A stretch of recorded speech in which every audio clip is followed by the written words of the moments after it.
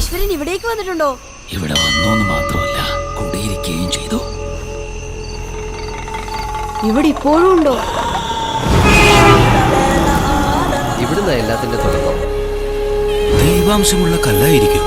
എപ്പോഴൊക്കെ മനുഷ്യൻ അധർമ്മം ചെയ്യുന്നു, അപ്പോഴൊക്കെ ധർമ്മം സംരക്ഷിക്കാൻ ഈശ്വരൻ ഭൂതഗണങ്ങളെ അയക്കും. ആ ഗണങ്ങളെല്ലാം കുടിയിരുന്നതോ ഈ പുണ്യഭൂമിയിലും. എത്താൻ അല്പം വൈകിയെന്ന് തോന്നുന്നു അല്ലേ? ആ കാണുന്നതാണ് കാന്താര. അങ്ങോട്ടേക്ക് ഒരിക്കലും പോകരുത് മക്കളെ.